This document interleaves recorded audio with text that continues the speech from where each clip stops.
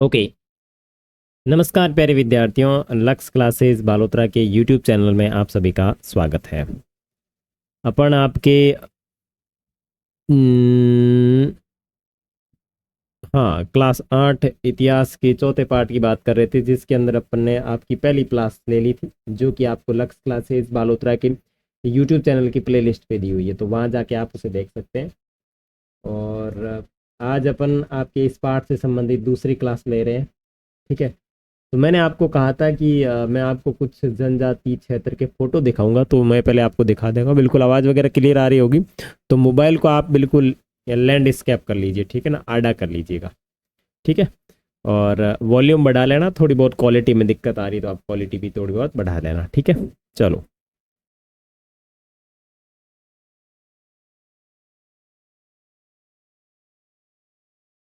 हाँ, देखो ये जनजातीय क्षेत्रों के फोटो है।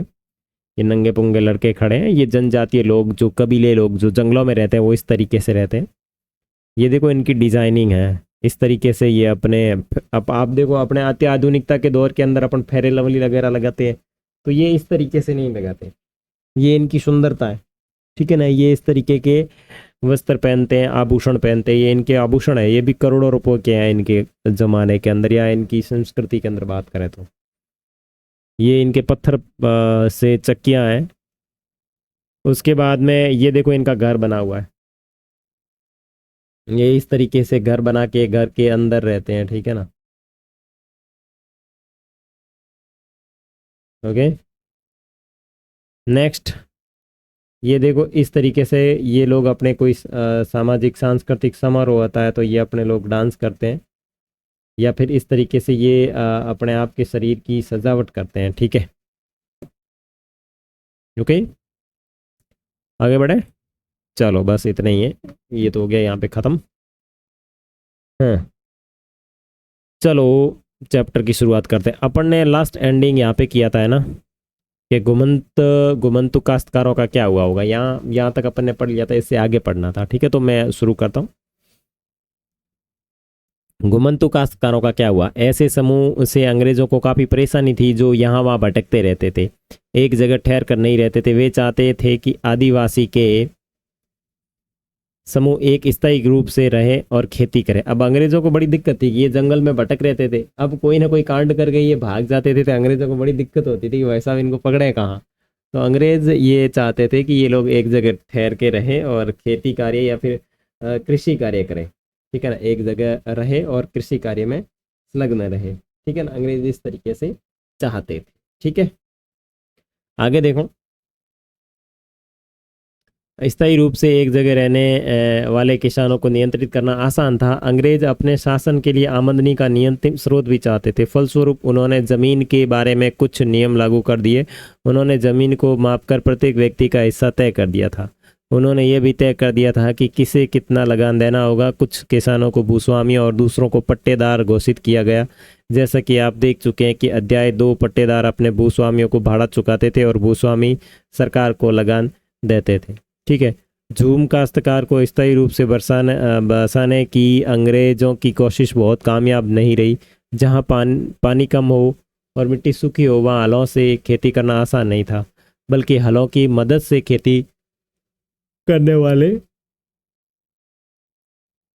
झूम काश्तकारों को अक्सर नुकसान ही हुआ, क्योंकि उनके खेत अच्छी उपज नहीं दे पाते थे। इसलिए पूर्वोत्तर राज्यों के झूम काश्तकार इस बात पर अड़े रहे कि उन्हें परंपरागत ढंग से ही जीने दिया जाए। व्यापक विरोध के फलस्वरूप अंग्रेजों को आखिरकार उनकी बात माननी पड़ी और ऐसे कबीलों को जंगल के कुछ हिस्सों में घुमंतू खेती की छूट दे दी गई। तो यहाँ लोगों ने जंगल अंग्रेजों ने पाबंद किया था कि भाई आपको खेती करने नहीं देंगे। तो इन लोगों ने अड़ी की कि भाई साहब हमारे को खेती करने के लिए जगह दे दी जानी चाहिए, और हम जो लोग हैं जंगल में भटक भटक करके खेती का जो कृषि कार्य है उसको करेंगे। और इस देखो गुजरात के एक जंगल में खेती करती भील औरतें, तो भील जनजाति क्षेत्र वो गुजरात वाले एरिया में पाई जाती है, और ये देखो कृषि कार्य कर रहे हैं। ठीक है, घुमंतू खेती गुजरात के बहुत सारे वन क्षेत्र में अभी भी जारी है। आप देख सकते हैं कि यहाँ पेड़ों को काट दिया गया है और खेती के लिए ज़मीन साफ कर दी गई है। ठीक है, ये देखो लोग खेती कर रहे हैं।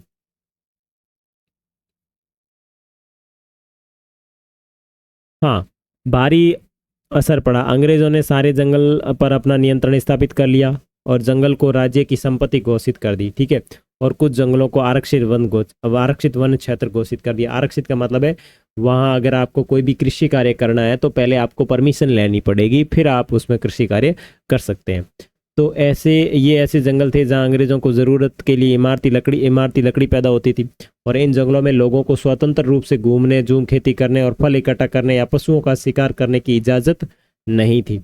तो यहाँ पे ये लोग कोई भी कुछ तरीके का कार्य नहीं कर सकता। अब जंगल में रहने वाले लोगों को जंगल से ही निकाल दिया जाए तो उनके लिए काफ़ी बड़ी समस्या होती है, ठीक है। ऐसी सूरत में झूम काश्तकार किस तरह जिंदा रह सकते थे, इसलिए उनमें से बहुत को काम और रोजगार की तलाश में मजबूरन दूसरे इलाकों में जाना पड़ा। जैसे ही अंग्रेजों ने जंगलों के भीतर आदिवासियों के रहने पर पाबंदी लगा दी, उसके सामने एक समस्या पैदा हो गई। समस्या ये थी कि रेलवे स्लीपर्स के लिए पेड़ काटने और लकड़ी को एक जगह से दूसरी जगह ले जाने के लिए मजदूरों का इंतजाम कहाँ से किया जाए। औपनिवेशिक अधिकारियों ने भी एक हल निकाला। उन्होंने तय किया कि झूम काश्तकारों को जंगल में जमीन के छोटे टुकड़े दिए जाएं और उन्हें वहां खेती करने की भी छूट होगी। बेशर्त गांव में रहने वालों को वन विभाग के लिए मजबूरी करनी होगी और जंगलों की देखभाल करनी होगी। इस तरह बहुत सारे इलाकों में वन विभाग ने सस्ते श्रम की आपूर्ति सुनिश्चित करने के लिए वन गांव बचा दिए। और स्लीपर का मतलब होता है लकड़ी के क्षैतिज तख्ते पर रेल पटरियां जो बिछाई जाती है उसे स्लीपर कहा जाता है, ठीक है। अंग्रेजों के इस देश में जीना कितना कठिन है। देखो 1930 के दशक में वेरियर एल्विन ने मध्य भारत में रहने वाले बेगा आदिवासियों के इलाके का दौरा किया था। एल्विन इन लोगों के रीति रिवाज, उनकी कला और लोक संस्कृति को जानना चाहते थे। उन्होंने बेगाओं के बहुत सारे गीत इकट्ठा किए जिनमें इस बात पर शिकायत की गई कि अंग्रेजों के शासनकाल में बेगा कितने बुरे दौर से गुजर रहे हैं। अंग्रेजों के इस देश में जीना कितना मुश्किल है। जमींदार बैठा है गांव में दरवाजे के कोतवार, बगीचों में पटवारी, खेतों में सरकार। अंग्रेजों के इस देश में जीना कितना मुश्किल है। पशु कर अदा करने के लिए बेचते हैं, गाय तो भैंस बेचते हैं, जंगल कर के लिए, और बैलों को बेचकर अदा करते हैं लगान। भोजन पाए कहाँ से अंग्रेजों के इस देश में। तो ये व्यक्ति है, ये अपनी मनोभावना बता रहा है कि हम इस देश में जिए तो जिए कैसे। सब कुछ अदा करने के लिए अपनी गाय भैंस सब कुछ बेचना पड़ रहा है, तो जिंदा रहें तो रहें किस तरीके से, ठीक है। बहुत सारे की आदिवासी समूहों ने औपनिवेशिक वन कानूनों का विरोध किया। उन्होंने नए नियमों का पालन करने से इनकार कर दिया। उन्हीं तौर तरीकों से चलते रहे जिन्हें सरकार गैर कानूनी घोषित कर चुकी है। गैर कानूनी का मतलब है कि जिसे सरकारी नियमों के अनुसार नहीं माना जाता है, ठीक है। कई बार उन्हें खुलेआम बगावत भी कर दी। 1906 में सोग्राम संगमा द्वारा असम में और 1930 के दशक में मध्य भारत में हुआ वन सत्याग्रह इसी तरह के विद्रोह थे। अब लफड़ा ये हुआ था कि अंग्रेजों ने इनके जंगलों के ऊपर ज़बरदस्ती कब्जा कर लिया तो बेचारे ये लोग परेशान हो गए कि अब जंगल में रहने वाले लोगों को जंगल से ही निकाल दिया जाए तो एक समस्या होती है। तो दिक्कत ये हुई कि इनको जंगल से निकाल दिया गया। जब जंगल से निकाल दिया गया तो इन लोगों ने, कुछ लोग अंदर रहे जंगल के और उन्होंने लड़ाई की।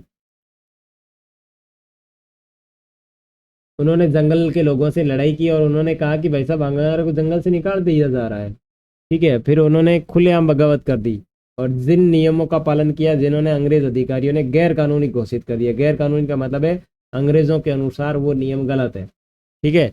तो इस तरीके से वो लड़ाई कर करके अपने संस्कृति को बचा रहे थे।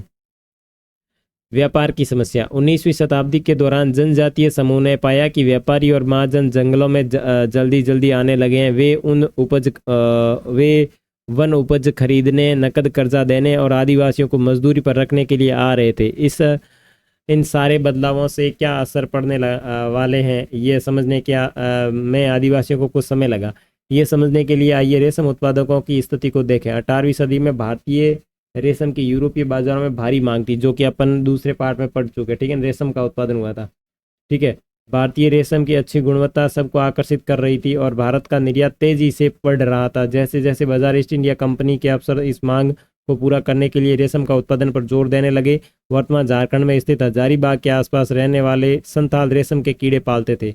रेशम के व्यापारी अपने एजेंटों को बेचकर आदिवासियों को कर्ज देते थे और उनके कृमि कोषों को इकट्ठा कर लेते थे। 1000 कृमि कोषों के लिए 3-4 रुपए मिलते थे। इसके बाद इन कृमि कोषों को बर्दवान या गया भेज दिया जाता था, जहां उन्हें 5 गुना कीमत पर बेचा जाता था। निर्यातकों और रेशम उत्पादकों के बीच कड़ी का काम करने वाले बिचौलियों को जमकर मुनाफा होता था। रेशम उत्पादक को बहुत मामूली फायदा होता था। स्वाभाविक है कि बहुत सारे आदिवासी समुदाय बाजारों और व्यापारियों को अपना सबसे बड़ा दुश्मन मानने लगे। अब ये जो आदिवासी जो लोग हैं, ये बाजार और व्यापारी जो लोग हैं, इनको अपना सबसे बड़ा दुश्मन मानने लगे थे। सबसे बड़ा दुश्मन अपना कौन है कि यही अपने सबसे बड़े दुश्मन है। इस तरीके से इनके अंदर ये व्यवस्थाएं फैल चुकी थी। ठीक है, चलो आगे देखो।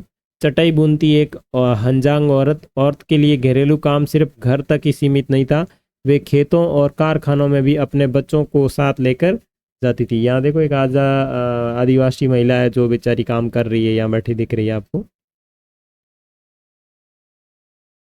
बिहार के कोयला खनिक, कोयले की खान में काम करने वाले लोग हैं। 1920 के दशक में बिहार के झरिया और रानीगंज कोयला खदानों, देखो बिहार के अंदर कोयले की जो खनिज की जो खान है उनका नाम है, बिहार के अंदर कौन सी है, झरिया और रानीगंज कोयला खदानों में काम करने वाले लगभग 50% अधिक खनिक जो थे वो आदिवासी थे। अंधेरी और दम घोटू खानों की गहराई में काम करना न केवल शरीर को तोड़ता था बल्कि ये खतरनाक था। वह अक्सर सचमुच जान ले लेता था। 1920 के दशक में कोयला खदानों में हर साल 2000 से ज़्यादा लोग मारे जाते थे। 1920 के टाइम की अगर बात करें तो उस ज़माने में कोयले की खानों के अंदर जो काम करने वाले लोग थे उनमें से लगभग 2000 लोग जो है वो यहाँ पे मारे जाते थे। ठीक है ना, यहाँ पे बेचारे मारे जाते थे। इसलिए मारे जाते थे क्योंकि वो खदानों में काम करते थे और वहाँ बिल्कुल खदानें दम घोटू हुआ करती थी। इसलिए काम की तलाश में घर से दूर जाने वाले आदिवासियों की दशा तो और भी खराब थी। 19वीं सदी के आखिर से ही चाय बागान फैलने लगे थे। खनन उद्योग भी एक महत्वपूर्ण उद्योग बन गया था। असम के चाय बागानों और झारखंड की कोयला खदानों में काम करने के लिए आदिवासियों को बड़ी संख्या में भर्ती किया गया। इन लोगों को ठेकेदारों की मार्फत भर्ती किया जाता था। ये ठेकेदार न केवल उन्हें बहुत कम वेतन देते थे बल्कि उन्हें वापस भी घर लौटने नहीं देते थे। अब ठेकेदार क्या करते थे, आदिवासियों को अपने वहाँ रखते थे। ठीक है, अब यहाँ बहुत बड़ी शर्त लगाई जाती थी। वो वहाँ पे काम करने आते तो थे लेकिन उनको वापस घर नहीं भेजना दिया जाता था, उनको वहीं रख लिया जाता था। ठीक है ना, काम करने आए तो फिक्स उनको वहीं पे रख लिया जाता था। ठीक है ना, कि आप यहीं पे ही रहो और कहीं आपको जाना नहीं है। ठीक है, अब आगे देखो।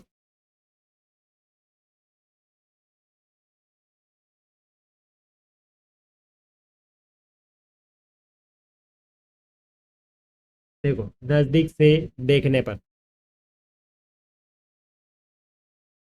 19वीं सदी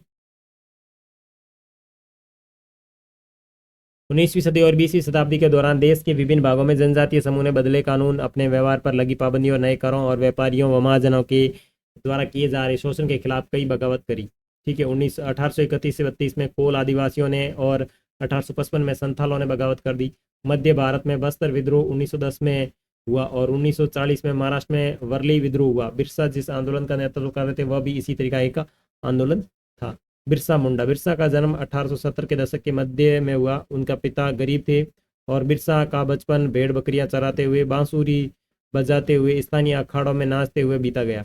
उनकी परवरिश मुख्य रूप से बहोड़ा के आसपास जंगलों में हुई थी। ठीक है ना, कहाँ पे हुई थी, बहोड़ा के आसपास के जंगलों में हुई थी। गरीबी से लाचार बिरसा के पिता को काम की तलाश में जगह जगह भटकना पड़ता था। लड़कपन में ही बिरसा ने अतीत में हुए मुंडा विद्रोह की कहानियां सुन ली। लड़कपन का मतलब है बचपन के अंदर। ठीक है ना, तो उसने कई सारी कहानियां सुन रखी थी। उन्होंने कई बार समुदाय के सरदारों को विद्रोह का आह्वान करते देखा था। बिरसा के समुदाय के लोग ऐसे स्वर्ण युग की बात किया करते थे जब मुंडा लोग दीकुओं के उत्पीड़न से पूरी तरह आजाद थे। सरदारों का कहना था कि एक बार फिर उनके समुदाय के परंपरागत अधिकार बहाल हो जाएंगे। बहाल का मतलब है सरल हो जाएंगे। वे खुद को इलाके के मूल निवासियों का वंशज मानते थे और अपनी जमीन की लड़ाई यानी मुल्क की लड़ाई लड़ रहे थे। वे लोगों को याद दिलाते थे कि उनका अपना साम्राज्य वापस पाना है। अब अंग्रेजों ने उनको गुलाम बना लिया था, उनके जंगल के ऊपर कब्जा कर लिया था। तो वो रोजाना इस तरीके की कहानियां सुनाते थे, एक बार हम जीतेंगे, होंगे कामयाब एक दिन, इस तरीके से। बिरसा स्थानीय मिशनरी स्कूल में जाने लगे, जहां उन्हें मिशनरियों के उपदेश सुनने को मौका मिला। वहां भी उन्होंने यही सुना कि मुंडा समुदाय स्वर्ण का साम्राज्य हासिल कर सकता है और अपने खोए हुए अधिकार वापस पा सकता है। अगर वे अच्छे ईसाई बन जाए और अपनी खराब आदतें छोड़ दे तो ऐसा हो सकता है। बाद में बिरसा ने एक जाने माने वैष्णव धर्म के प्रचारक के साथ कुछ समय बिताया। उन्होंने जनेऊ धारण किया और शुद्धता पर दया पर जोर दिया। तो ध्यान रखना, बिरसा ने जो है वैष्णव धर्म को भी अपनाया था।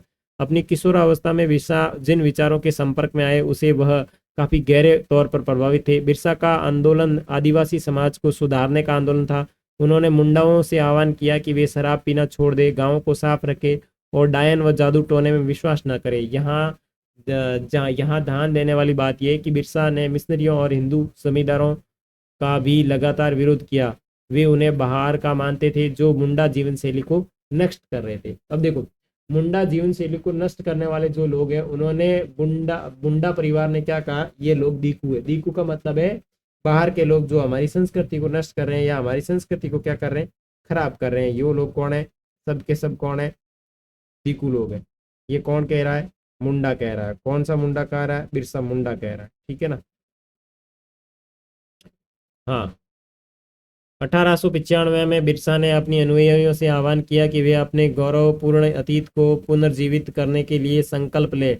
वह अतीत के एक ऐसे स्वर्ण युग सतयुग की चर्चा करते थे जब मुंडा लोग अच्छा जीवन जीते थे, तटबंध बनाते थे, कुदरती झरनों को नियंत्रित करते थे,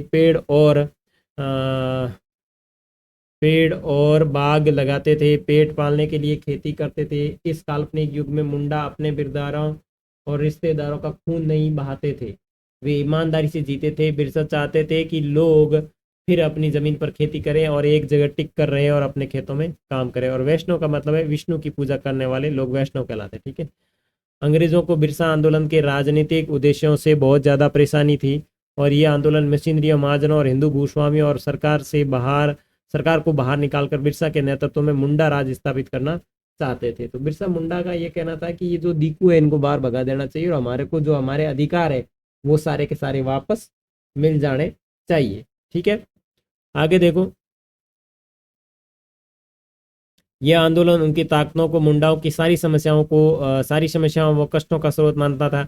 अंग्रेजों की भूनीतियां उनकी परंपरागत भूमि व्यवस्था को नष्ट कर रही थी। हिंदू भूस्वामी और महाजन उनकी जमीनें छीनते जा रहे थे और मशीनरी उनकी परंपरागत संस्कृतियों की आलोचना करते थे, ठीक है। मिशनरी जो थे उनकी परंपरागत संस्कृति थी उसकी आलोचना करते थे। जब आंदोलन फैलने लगा तो अंग्रेजों ने सख्त कार्रवाई का फैसला लिया और उन्होंने 1895 में बिरसा को गिरफ्तार कर लिया और उन्हें दंगे फसाद के आरोप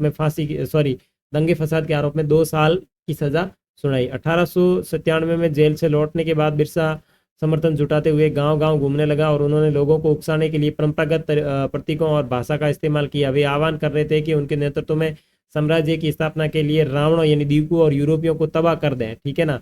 बिरसा के अनुयायी दीकू और यूरोपीय सत्ता के प्रतीकों को निशाना बनाने लगे और उन्होंने थाने और चर्चों पर हमला करना शुरू कर दिया। महाजन व जमींदारों की संपत्तियों पर दावा बोल दिया और सफेद सफेद झंडा बिरसा राज का प्रतीक था, ठीक है ना। सन 1900 में बिरसा की जैसे मृत्यु हो गई और आंदोलन ठंडा पड़ गया। अब बिरसा ने आंदोलन तो फैलाया था, बिरसा जैसी जेल से बाहर निकला तो उसने दमदार तरीके से आंदोलन फैलाया। उसने दमदार तरीके से अपने भाषा के अंदर इस तरीके से शब्दों का प्रयोग किया और उन्होंने लोगों को इकट्ठा किया और जितनी भी चर्च और जो ईस्ट इंडिया कंपनी के क्षेत्र थे उनके ऊपर धावा बोला और हमला बोल करके उनकी संपत्तियां है वो हड़प ली थी। लेकिन जैसे ही उसकी मृत्यु हो गई हैजे के कारण तो उसके बाद में यह आंदोलन ठंडा पड़ गया।